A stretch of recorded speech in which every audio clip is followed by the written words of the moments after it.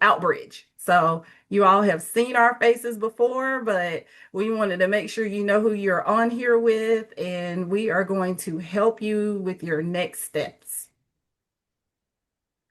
So, Outbridge, we do have to go through what roles we play each time so that you understand. So, Outbridge is our parent and provider resource for individual counseling on how to use your funds. So, if you're ever confused about how to use your funds, and not to mention, Outbridge has the best school finder map so far. And Yanni will help you get your school on there. If you need help, we can always work together and get that done. Facts is what everybody's been having fun using the last couple of months, getting your applications in. They are a great provider partner for your applications. And of course, Felicity and Joshua are our administrative programs for at the department, South Carolina Department of Education. Yeah, if y'all have called the office phone lately, you've probably got me on the phone. Look, we have been working the phones. Um, and I, run South Carolina, what was formerly known as the South Carolina School Choice Alliance, and beautifully rebranded Palmetto Navigate Ed. And I have been having fun. I'm a real girl. I reply to all your emails on there. Yay. And then Class Wallet is very important at this stage, and we're going to go through the role in which they play, especially if you're a new family and you're just being eligible for scholarship this year. But that is where the portal where your money is held for your ESTF fund. I do have to read this disclaimer. Palmetto Promise Institute and Palmetto Navigate Ed are not affiliated with or are not representatives of the South Carolina Department of Education, Class Wallet, or FACTS. Our website and this meeting are provided as free public services to assist South Carolina parents in navigating the scholarship process. We are not the ones who review or make any determinations about your application. Who is eligible? Because we're still having a little bit of fun with this part of it. So we wanted to make sure that we cover this first and foremost. If you have applied, you must be a South Carolina resident, will be in kindergarten through 12th grade, and not exceed age 22. This is not a college scholarship. Okay. So it's kindergarten through 12th grade, not pre-K either. Okay. Um, how you must have a household income that does not exceed 500% of the federal poverty line. But if you are below, at or below the 300% of the poverty line, then you were able to apply in the priority group, which was January 15th. Okay. But you cannot exceed the 500% of the federal poverty line. And so we always show what that looks like for a family. So I'll just take a family of two. If you are a family of two, you cannot exceed to apply for the ESTF $105,750 in your income. That is looked at from your taxes, line 11 of your 1040. Okay. Now, we're going to go over that in a little bit more detailed about what that's looking like, because we have had to make some adjustments. Some adjustments have been made where you do need to submit your 2025 taxes if you're asking for to be looked at in a different category because you exceeded before. So you would need to submit your 2025 taxes in any situation where you're saying, I want to be considered in priority group because my income changed, or I want to be considered period. I was over the 500% federal poverty line in 2020 on my 2024 taxes, but I have documentation that I'm below for 2025. At this point, if that is what you're requesting for your application to be reviewed because you're over, the department is asking that you submit your 2025 taxes. Okay. I want to go back over because we're still having a little bit issues about what needs to be submitted to ensure your application is reviewed and processed successfully. Please take note of the following important information. All attachments must be saved as a PDF to upload to Or your an image. We take or images as image, yeah, well. yeah, to your fax account. I say the PDF because I haven't had anybody have any issues with the PDF. The auto system goes faster with the Yeah, PDF. You yeah, can submit an image, but sometimes the auto system goes, that's too blurry. We can't read it. all right. So it does go faster if you do a PDF, but either way is fine. Yeah. Um, Well, yeah. yeah, I just want, because I've had a lot of parents to say they've received notes saying that their item wasn't legible. So Mhm. I haven't The had blurry thing with any, images is weird. right. PDF I, is better. right. I haven't had any issues with anyone that's submitted as a PDF. Look, so, Yes. but, Um, so yeah, so I do you want me to go ahead and walk through the required documents, Tisha? I want to go ahead and do the proof of residency Sure. so that we can make sure. And then I have the next slide that'll kind of break down the issues that we've been having with it. So if you don't have a driver's license, go to the DMV and get a free South Carolina government state issued ID to submit for your proof of residency. If you don't have documents to get a government ID, make sure you have some other way to prove your residency. Are you living with your parents, like a household utility bill, something that can prove that you are a South Carolina resident? Because remember, that is the stipulation. You have to be a South Carolina resident and you have to be able to prove that you're a South Carolina resident.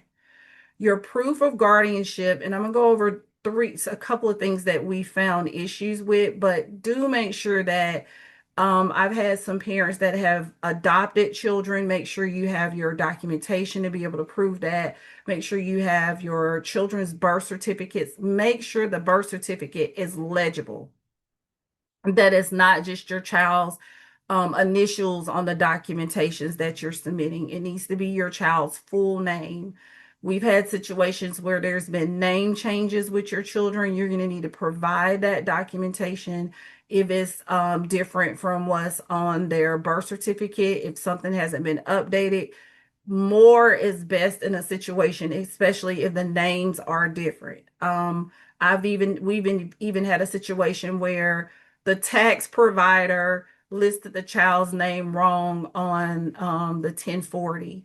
Just things like that, pay attention to, because that can slow down your application process. Always make sure you have the additional documentation to support what your child's legal name is, or even in that case, your legal name if you're divorced, and have had any form of a name change. You're going to have legal documentation supporting that name change. The proof of income, I kind of touched that a few minutes ago. Yes, it is 2024 taxes that can be submitted, as long as you are within your household income. So, for instance, if you are at the 300% or below federal poverty line and you've submitted your 2024 taxes, you're not going to receive anything stating to submit additional income if you've submitted your line 11 of your 1040 and it falls within that priority group. If you apply within the priority group and you're asking to be considered in that group, or if you're over the 500% of federal poverty and you're asking to be considered for ESTF altogether, in that case, the department may ask you for your 2025 taxes. Okay. And the reason that is being asked during that time, and Felicity, you can hop in right here, is to make sure that your documentation for your taxes will prove that your total income for 2025 was within the federal poverty line limits that allow you to qualify for the ESTF. Because I know that I've been getting a little pushback from that, Felicity, because initially we had said if you could do your December paycheck stub or your W-2. You're on mute. Okay. Yeah, so on the the new reason document. applications opens in January or even for returning families back in November before obviously your 2025 W-2s were in, before your taxes were done. But now that we've gotten to the place in the year where everyone's W-2s and 1099s are out, you should be able to go ahead and file taxes for 2025 and submit your 2025 1040 as part of your application for income consideration. And so part of that is if you're telling me like, oh, my 2024 situation, like I made extra money, we had a 401k disbursement in 2024, something like that. What I'm going to say to you is that's great. Give me your 2025 taxes to show me what your income is now. So yeah, that's generally what we looking for. Right. So I wanted to clear that up because I've had several parents say, well, but you guys said that it was okay. Yes, but now we're beyond that point. So we need to make sure that we're getting the correct documentation so that we can support allowing Yeah. you. And a Yeah. W-2 doesn't give me the full picture of your household income because it is just the income from that one job. Mhm. Whereas your 1040, that's including all of your sources of income, any other side hustles, 1099 contract jobs that you might have in addition to your salaried job. So that's why we always ask for the 1040. That's your golden document. We want the 1040 Right. because that gives us the full picture of your household. And specifically line 11. We're looking for Yeah, that. so we're looking at line 11 of your 1040. Yep. Yeah. So once you have submitted, this is so important because I get so many emails. I submitted my application, but can you tell me what I needed? What does it say? Do I need to submit anything else? Fax has been beyond excellent with communicating in real time if something's missing. So it's very imperative that you log back into your fax portal several times in the next week, the next coming weeks, and check to make sure that fax hasn't requested any updated documents that they may need resubmitted. Mm-hmm. Four of the common things that we've seen delays or rejections in Yeah, Mhm. let me um let me go ahead and talk about this one because yeah, I deal with this one all day every day is different types of documents that are rejected. Here are our top reasons why people's documents come back as rejected is they have issues. Um, so, anyways, age ineligibility is one where if you're speeding through, you're putting in everyone's birth dates. Do do do do do. Sometimes you make a typo. Sometimes you put in your own birth date instead of your kid's birth date, and then it'll be like, oh wow, this child they say are in third grade, and actually they're putting their birth date as having them as 47. Huh? I wonder what's up with that. And usually that's when mom or dad puts in their own birth date accidentally. So if you get a notification about age and eligibility, that's the first thing I tell you to check is go check those birth dates that you entered on the actual application. Make sure that those are accurate. Um, and for the young age, kindergartners have to be 5 by September 1st, 2026, in order to be eligible for the program for this year. So if your child is not 5 by September 1st, they'll have to wait for next year to apply for kindergarten. For proof of residency, this is an issue we run into sometimes where the application asks you to enter your address and then we ask you for your address verification. If those two things don't match, then it's gonna throw off your application. So for example, I've had some parents that they're in the process of moving, so they put in their new address on the application, but then they haven't updated their license with the DMV for their so it still has their old address on the DMV license. And I can't take that. I need those two addresses to be the same. So I need you to give me your contract on the new house, your mortgage, or you can go to the DMV and update your license, or you can give me a utility bill for the new house, something like that. So that's an issue we see a lot is the proof of residency. Um, the other thing is utility bill. It needs to have your full name on it and your address. We can't take a sealed envelope. So some people have been submitting us like, here's my utility bill, and they send me a picture of the envelope. And I'm like, okay, I don't know if that's your utility bill or if it's anything else that's in a sealed envelope. I need you to open it up, show me what's in it. I want to see the bill on it. I want to see your address and your name on it. And those are the pieces we're looking for on the utility bill. The best utilities to submit are going to be your water or your power. Wi-Fi is one where we've had a couple of people try to submit Wi-Fi, and Wi-Fi can get weird sometimes because it doesn't have all the right stuff on the bill. So water and power is what we like to see on that. One piece on the application that we see issues with is If you scroll down to the bottom of the application, you'll see two parts of it, the documents that have question marks next to them. And some people have interpreted the question marks as being, I have to submit those. And that is not the case. You only need to submit the question mark documents if that applies to your situation. So the first one of those is active duty documentation. So that one is if you're a military family, if one of the parents or guardians is active duty military, that's where you give us that document. If that doesn't apply to you, we don't need it. And then the next one is prior year public school verification for the student. And so that's where we want your report card if you were in public school this current school year, 25-26. You can also get, if you don't have a report card, get your school to write a letter on letterhead that has all of that, your name, and certifies that your student's actively enrolled at the school. The other thing we can take is sometimes you can give me, like if you go into Power School and if you can pull like an image from your Power School that has your kid's name and the school name and the current date, like there's some configurations of Power School that we're able to take as well. But anyways, we only need that if your kid is currently in a public school, and that's because one of the priority groups for the program is being enrolled in public school in the previous school year, puts you in the January priority window. So anyways, don't worry about it. If you submit a private school report card there and it gets rejected, that doesn't matter.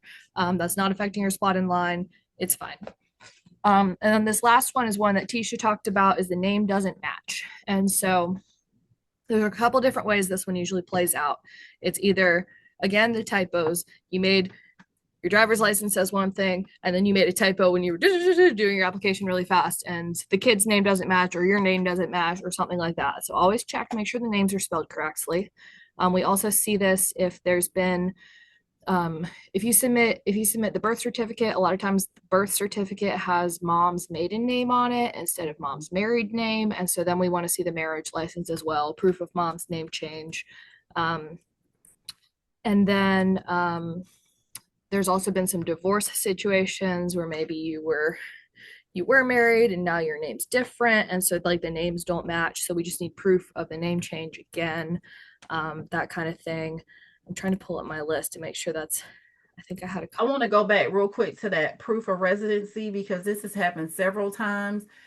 Not only, like Felicity said, do you want to make sure the envelope is open and everything's legible, but make sure it does not say this is not a bill, because you will this is be true. asked to resubmit that. We do in fact need a Yeah, bill. I've had I've That's had funny. several people that say I got Mhm. rejected. I submitted a bill, but it said this is not a bill. So Yeah.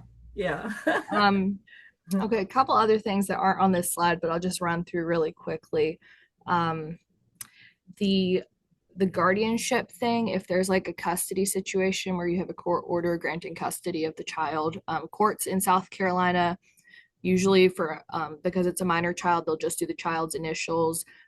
We would like if you would submit us something else that doesn't just have the kid's initials. If you're claiming them on your tax return, that's great. If you have a birth certificate, that's great.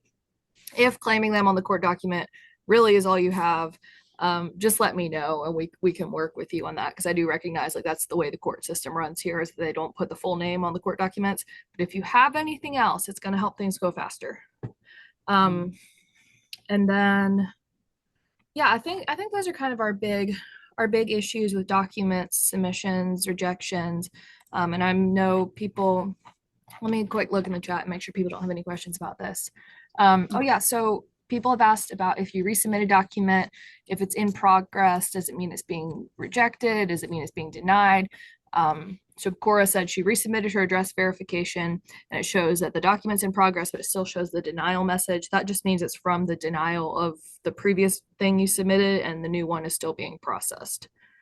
Felicity, go ahead and roll right into explain my status, Mhm. please, because I think some of Yes. the questions may be answered Mhm. in this part, because this is Felicity went straight to facts and got the definition of what each status means. So Yeah. So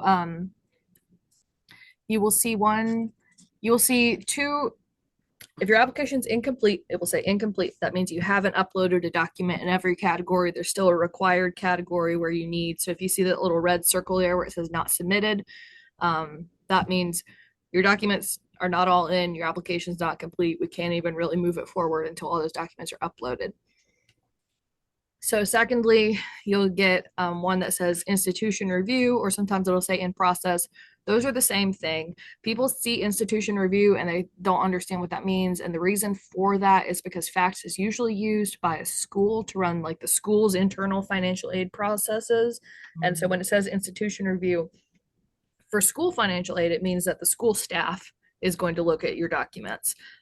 What it means in ESTF land is it just means your documents are in process. So it's the same thing as documents in process or institution review. It's all the same. So don't worry about that. If it's sat in institution review for a while, that's okay. That's not a bad thing. It just means that it's in line for the FACTS team to review.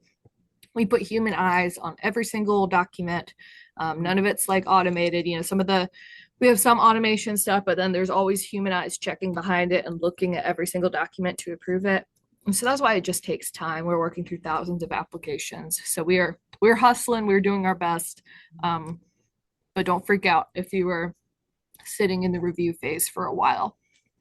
And then once your documents are all approved and accepted, your application will say green at the top, it'll say complete, and you'll see green checks all the way down. Tisha, if you click to the next slide, I'll show you what that looks like. Oh, did you delete that slide? Maybe you did. That's fine. You can see it in the little bottom corner there. It says complete. Yeah, it was already on that other slide. Complete does not mean awarded. So what complete means is that it's all your documents are in, they've all been processed, and there's nothing else we need from you. It's just in line for our weekly review of applications to see who's in that week's batch of awards. The way we do awards is that it's in a batch every week. So we're not approving them every single day, but at the end of the week, we go through and go, okay, here's all the applications from this week that we can go through and say, are these good? Can we put them in the award, or do we need other stuff from them? And sometimes it'll take a week or two after your application's marked as complete, maybe even 3 weeks. It just depends on how many people are in that line, you know. I'm gonna hop in right there for a second, Felicity, because something that needs to be cleared up.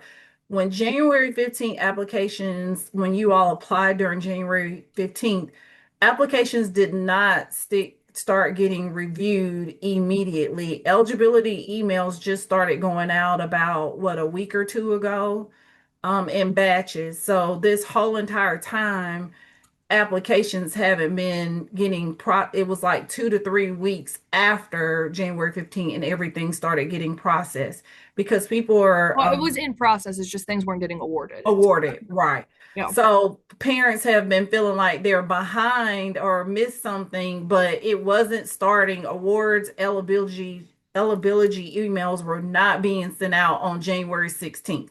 Yeah, So this I is don't true. want anybody We had a feeling lot to like, read on January 16th. yeah, I don't want, because I've had a lot of people say, it's been a month, I'm a month behind. And no, it didn't start right away on January Yeah. 16th. Being So the way the award process works is at the end of each week, we have our batch of awards. We go through and say like, here's all the awards for the week, and then on like the following Monday or Tuesday usually is when you'll get an email from FACTS about this. When this email comes to you, we're pleased to inform you that it's been reviewed and you're deemed eligible for an award. That means you're good. And then after that, you'll get an email from Class Wallet about how to set up your account and how things with them work. And then you'll get an email from the Outbridge team with Yanni about, and here's the parent support services that Outbridge offers. They'll come alongside you to help you navigate the process as well. So it's kind of a 3 email sequence. You get this first acceptance email from FACTS, you get the Class Wallet email, and then you get the Outbridge email. And sometimes for some reason the FACTS emails have been lagging a little bit these last couple weeks. I think it's just because there's so many. So if you haven't gotten it, like, don't freak out, because so there's some people that I know have gotten the Class Wallet email, like invite to set up your account, but they haven't gotten the FACTS email. The Class Wallet email, if you get the invite, it means you're in, it means you're good. Something else I'll add right here. You noticed I gave an example of 2 eligibility emails. So if you've applied for multiple children and if they've been found eligible, you will have an eligibility email for each child. So it's not lumped into one eligibility email. So this is two different children from one family that received the $7,634. So I've been having to clarify that a lot as well. But this, you would receive two different emails. Okay. Or Yes. Somebody else asked the question, what if you applied before January 15th?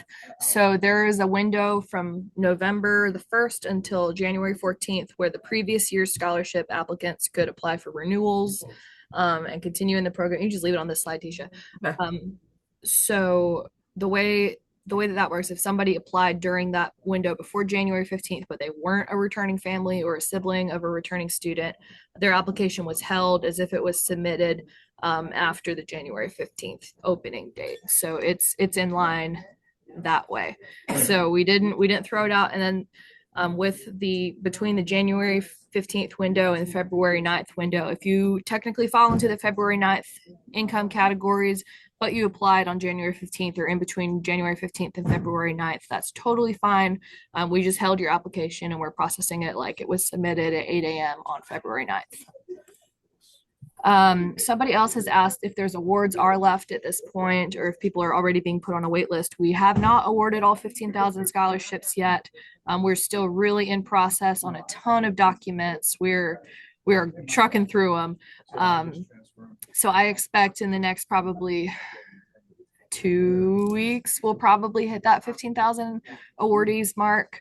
And we'll talk about this a little later in the presentation as well. But one thing I'll just note right now is that if you are put on the wait list, that's not the end of the world.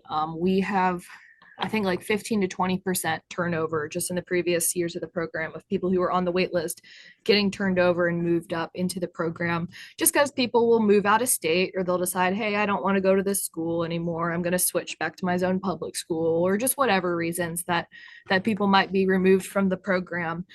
So we do see a lot of turnover from the wait list of people getting bumped up. Because it was all the way maybe up until what, maybe three We had weeks we've ago. had people come Yeah, off the wait people list were coming even off the in wait list. January. Yep, In January, yep, we've had people move up off the wait list. yep. So I would not freak out yet. So we wanted to go and because a lot of the questions, once you receive your eligibility, of course, the next step is to set up your class wallet. And I've had people email renewals, especially because they're used to seeing money in their class wallet and go, I don't have any money in there. And it's because your first disbursement for the 26-27 school year will not happen until July 31st. And everybody who's been to any of my or probably Felicity's parent meetings, we were just torn up about those cents that would be added. So here they are. $1,908.50. Y'all, I'm so mad about this because It has last driven year, us I'm not crazy. mad about it because it's more money, but last year we had a beautiful round $7,500 and it split beautifully evenly into four quarter disbursements of $1,875 a piece. And now it got adjusted up for inflation this year, which it will do every year. And so now the scholarship amount is $7,634 and it doesn't even divide by four. So now No. we have these little 50-cent disbursements. So you have Well, that to look forward to in the program next year. so I know the parents, when I leave the meetings and I say that, they're always picking. So what about those cents? So now y'all can say, what about those 50 cents? So Don't spend it all in one place. That's all I'm don't saying. spend it all, don't spend it all in one portal. Um, but those will be your disbursement dates. If anything changes, of course, we'll update you guys. If you are new to the ESTF, as long as you are still in the ESTF, your child hasn't graduated high school, your funds will roll over. So into that next funding year if you have money left over in your ESTF. So we were just talking about that beautiful dollar, $7,634. Felicity just made it clear we are not at the 15,000 scholarships yet. However, we are trucking right along to probably get there pretty expeditiously. So we do not want you guys getting discouraged. Again, this is not a traditional normal wait list. We cannot stress that enough, and we'll go over it a little more. But I want to make sure We go over how it works so that you're not feeling like, hey, I'm just out here, I don't know what to do now. So once your funds are appropriated for the ESA program, funds are loaded into your child's account. So again, first disbursement will happen in July. So when you log on for 26-27 school year right now, there is not any money in your class wallet. It will not be there until July. Okay. As a parent, you're going to access the account in your class portal, and I mean class wallet, which is a portal, parent portal, and you can select approved providers. I always want to emphasize here because tutoring and disability therapies are a part of the approval. You can have providers that you are businesses that you already work with, that you have established relationship and rapport. You can refer them to become a provider, and then that way you can pay them through Class Wallet. Okay. So I don't want anyone panicking that's new and going, oh, I don't want to leave my person. You don't have to. They just have to sign up as a provider. Other than that, everything that you can spend your ESTF funds on is already in your class wallet. And I mean, it's pretty self-explanatory. You can drop down and see what stores are in there, your marketplace vendors, and everything where you can spend your money. Funds are always transferred directly into your class wallet on the designated date. You'll see your funds in your class wallet. Students can have an opportunity at that moment to be flexible in spending their funds. I always want to make sure parents understand their allowable ESTF expenses, private school tuition and fees. When we say that and we're showing you what else you can use your ESTF on, you have to make sure that you're always mindful of the contract you sign with your school. That contract is what you're going to follow for using your funds based on the agreement you're making with the school. But this is what you can use your ESTF funds on. So we're not overriding the schools. You know, I've had some emails to say, but the school said that that's a contract between you and the school. And if you want to hop in, Felicity, hop in. Because we Yeah, hear a I lot mean of that. the school sets Mhm. its own financial aid policies. So some schools I know have been requiring, kind of like if you have to fill out a FAFSA before you get your school's financial aid package for college, the same kind of way where you'll fill out your ESTF application and then get your financial aid package from the school. So there's just internal school policies that we don't have any authority to regulate. So it's up to the individual schools how they want to establish their procedures with the ESTF funds. Absolutely. And so we like to emphasize that hard that, you guys make sure you are being, you know what you can use your funds on, but make sure that you understand what the school is requiring from you. And we just talked about that, the tutoring and the disability therapies. You can bring over your own provider. Textbook and curriculum is covered under the ESTF. Online schools, always search your school finders to make sure that the schools that you are interested in are providers. If those schools are not providers, they can become providers as well. They just would have to go through the process. The biggest thing is we want to make sure it's always, when you're working with children, that that business or institution can pass the necessary background checks and etc. to be able to safely work with you and your families. School transportation, that does not mean parent, mommy, daddy, family member drive the kid to school and you get to spend money on transportation. This is a actual business that can go through and become a legitimate provider to be able to transport your child to and from school. Now There's there's a also some three schools that will offer transportation transportation. services at a Yep. charter school. Maybe they run a bus, but you have to pay a fee for it. Or if you're using EST, you have to transfer from one public school district to another. They might run a bus for you, but then say that's going to cost this many thousands of dollars per year to run that bus for you. So you're able to use it for transportation expenses in that way. Absolutely. And it's up to $3,500 a year. Now, if you are a school, a charter school, or a school that provides transportation, you do have to register as a transportation provider. Okay. And all of that is under your provider links. You would just go in and add that as as an additional service that you provide. It's not automatically attached when you become a provider school because not all schools provide transportation. I want to make that clear about tutoring as well. You do have to go in as a provider school and add tutoring. And then when you do the tutoring, please note that when you are registering, you must have a bachelor's degree of whomever at minimum of the person who's doing the tutoring attached, or it will kick you back out. I just had that happen to a school probably about a month ago. They didn't attach the teacher's bachelor's degree, and it would not allow them to proceed forward. Yeah, the Um, law requires all tutors with the program to have a bachelor's degree. This is not about parents whose kids are in the program having to have a bachelor's degree. It's just if you are a registered provider with the program and you're doing tutoring, you have to have a degree.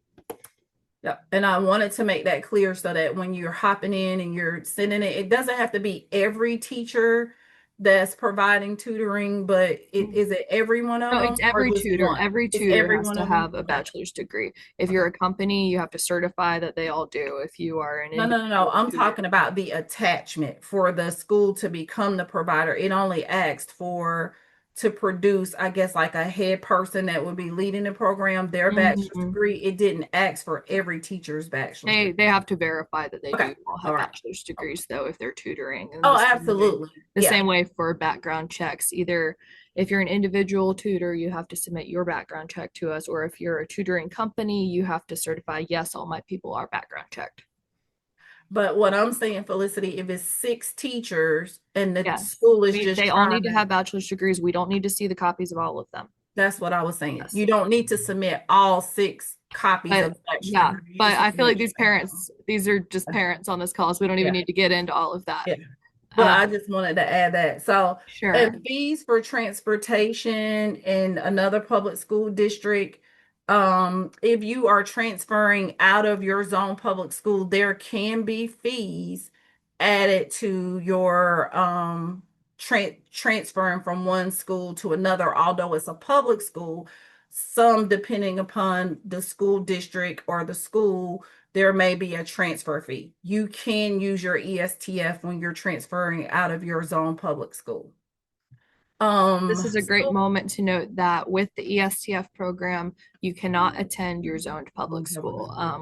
We check that with school records, and you'll be removed from the program if you're found to be attending the school that your house is zoned for while using the ESTF program. and then technology and supplies. This is one that we've had some communication back and forth with parents. You cannot spend more than $1,200 on your technology every 2 years. Okay. So you can't get a laptop and a laptop for the same student, or you got a computer, or you got a tablet and a tablet. You So it's not a cap on all technology supplies, but it's a cap on how much of each supply. So you can buy one computer every 2 years, and there's a maximum amount of money that you can spend on that computer. You can buy one tablet every 2 years, and there's a maximum amount of money you can spend on that. You can buy one graphing calculator every 2 years, things like that. So there's caps, so you're not just using this to buy 20 laptops or something like that. We've had referrals to SLED for people that have tried to fraud the program like that. and we've had, situations where parents was like, okay, but you said I could use, it can't be the tablet that you just brought last month and then you buy another tablet this month. Yes, it's So every that's two that's years. what she's meaning by it's got to be the opposite of what you've already purchased. Right. So because we've had a couple Some of, people you can buy a computer and a tablet yeah, because a lot of people I've talked to one parent who was using their student was taking an online class on the computer. They were on Zoom on the computer, and then on the tablet, there's an app where their teacher's having them answer questions on the app as they're engaging with them via video call on the computer. So that would be an example where you're using both right. for educational purposes. All right. So, and then school uniforms, I guess we're still in the process of working to see if We we can still have, find. so we have some uniform vendors in the program. Also, if your school offers uniforms and you can just pay a uniform fee to the school and they order them for you, that's very easily billable and paid for with ESTF. A lot of the best luck we've had is for local companies to get registered as uniform vendors. So there's a couple local companies that are registered right now. It's harder. We've been working on getting some more of the national clothing companies registered as providers, but that just takes time. I have to go through the whole company bureaucracy with them. Anyways, uniform providers best billed through your school, but there are some local providers on there as well. And then I'll go ahead and talk about the extracurricular fees. Okay. So if your extracurricular is, if it's like a sports fee through your private school or through a charter school or even through a public school district, it's very easy for us to pay that. You just submit the invoice, we pay it to the school. Um, so extracurriculars includes sports and it includes music, it includes art. Um, we so like participation fees, yes. Um, Supplies, like we're not gonna buy you like sports supply, like we do fees and not supplies, if that makes sense. Um, so that's kind of the distinction there. Um, and people keep asking me, they're like, can we get a karate studio registered with the program? Can I take karate lessons? And I keep telling people, ask them to apply to be a vendor, and we can run it up the flagpole here. We just need people to go ahead and apply. And also, I will say we've had a lot of people in the program using it for music lessons. That's been a very popular extracurricular activity where you can either do music through your school or you can even have a private music teacher. They would be under the tutoring section in the program. They would be considered a tutor of music, which is a little bit of a silly way to think about it, but it really is what a private music teacher is at the end of the day. It's tutoring in music. And so we have people paying for lessons that way. Don't ever hesitate with your extracurriculum as things, are introduced like pickleball, things of that nature to submit, have those individuals or those businesses submit to become providers because there are some schools that are starting to provide pickleball as a sport. So, yeah. So, how to spend your ESTF funds? So you get the money. How do I spend it? And we've been kind of alluding to that kind of backwards and forth about your marketplace vendors.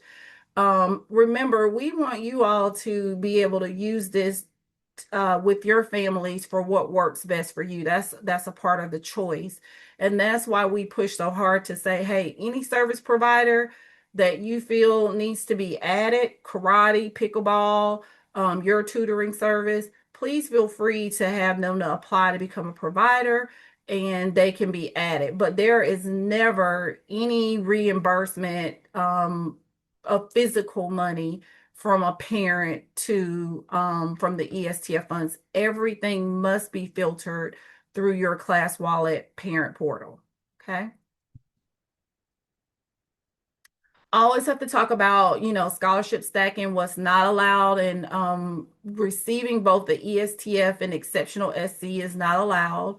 Receiving both the ESTF and claiming the SC parental refundable tax credit for children with exceptional needs is not allowed.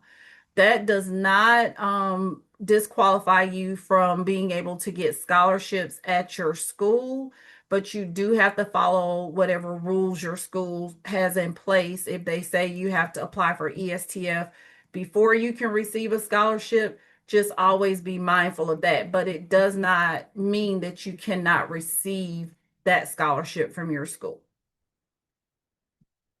What is allowed, you are not allowed to attend your public school that you're residentially zoned for, and you cannot homeschool under options 1, 2, and 3.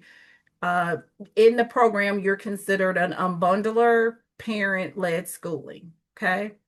And so what is allowed is nonprofit private schools, public school that is not the one your student is residentially zoned for, public charter school, online or hybrid school, micro school, personalized education at home, parent-led education, unbundler. That's that category. I think Felicity, you want to take over here because there is a ton of interest in this program and we only have 15,000 guaranteed scholarships. South Carolina legislators can add more scholarships in the annual state budget, but we won't know for sure until late spring, so plan accordingly. Yes, yeah. So we've requested, Superintendent Weaver has requested the state lawmakers fund 20,000 scholarships. The governor has also requested that they fund 20,000 scholarships. We've just seen the first draft of the budget that includes 15,000 instead of 20,000, but that is the very first draft of the budget. So it will go through the whole House, it'll go through the whole Senate. So there's possibilities that things can get added in there, because lawmakers do have the ability every year to fund additional scholarships past 15,000. I'll also take this moment to talk about there's been some current news and discussion about a bill pending that would change how parents can use their scholarships in the program. The department is committed to implementing the law. However, the General Assembly passes legislation, and so we will be in communication with families if any updates are made to the law. But the discussion right now, it's a bill that's been filed. It has to pass both the Senate and the House and be signed by the governor to become law.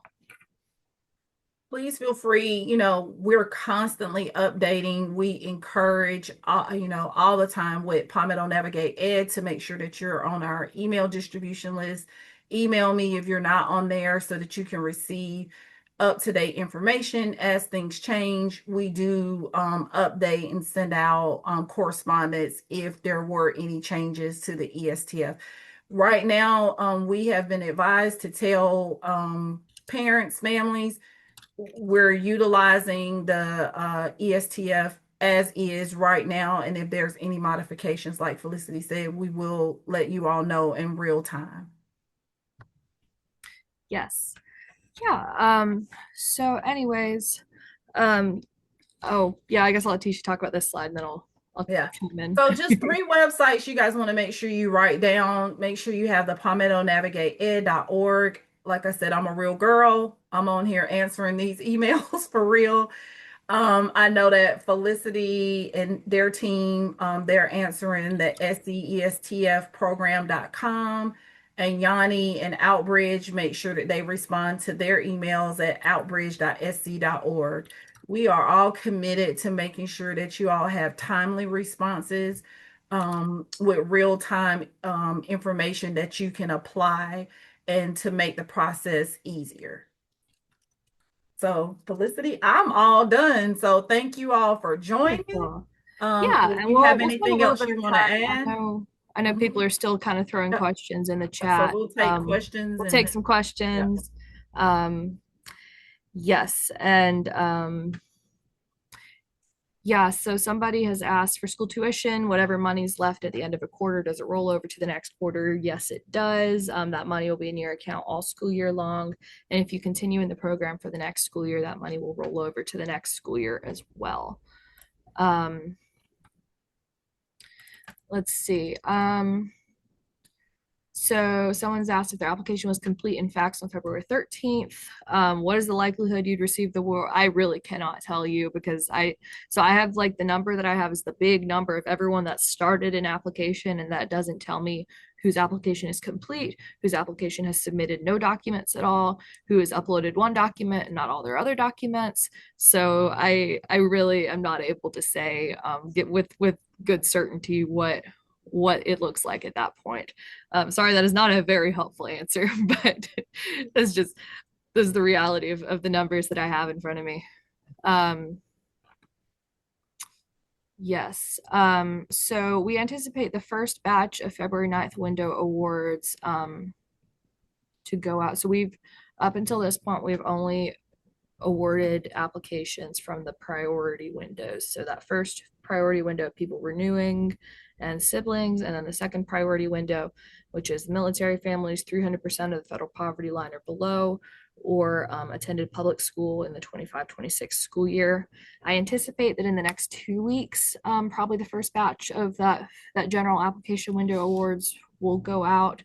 I can't say for sure because again, the numbers I have in front of me, I don't know if this priority window person has started an application, not submitted any documents versus this, maybe they're all done. So I can't say for sure, but I think the next 2 weeks is when we're gonna move to that. Somebody's asked if a laptop and printer are able to be purchased in the same school year. The answer to that is yes. Um, let's see. If people have submitted their application but not documents, will they still be processed before the applications that are fully complete? The answer to that is no. If you've so we process the applications based on when documents are submitted. Yeah, and I think yeah, someone's asked if you could tutor nieces or nephews. I know grandchildren are not allowed with nieces and nephews. Send me an email about that because that one I'd have to ask senior program staff about. I don't know that one off the top of my head, so I'd have to run that up the flagpole around here. But if you email us, that email that's on the screen, ESTF program at ed.sc.gov, you can do that. Um, okay, someone else has asked. Sorry, I'm just like reading the chat here, guys. Someone else says one child has been approved and one child that says incomplete due to guardianship verification. And it says please update student first name.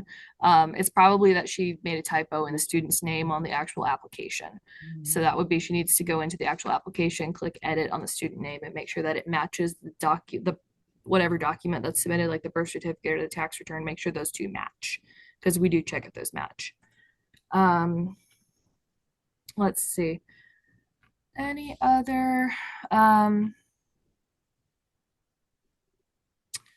yeah, I think that's kind of our outstanding questions right now. But if y'all ever have any questions, please feel free to reach out to me at the department or to Tisha with Palmetto Navigate Ed. And yeah, hopefully this was helpful. And please, yeah, don't hesitate to reach out with any other. Please let us know if y'all need anything else because we wanted to make sure we got you to the application. And then it was like, we got to make sure we get you beyond the application so you have questions. And we wanted to go ahead and address those common questions up front and also make sure any family struggling with what to attach, how to attach, questions with that we could clarify what the statuses mean and for you all to see that the department's working diligently to get the applications along with facts processed as soon as possible so that we can get you all some accurate numbers. But if you need anything, feel free to reach out. We don't want to hold you up any longer on this Friday. Go have a wonderful weekend. And thank you for all that you do to allow us to support you all as South Carolina families. Yeah, thank y'all and everyone have a great rest of your Friday. Have a wonderful weekend. Bye Thank you all for bye. coming. Have a great Thank weekend. you. Thanks, Bye. Shani. Thanks, Felicity. Bye, everyone. Bye bye. Oh, that went well.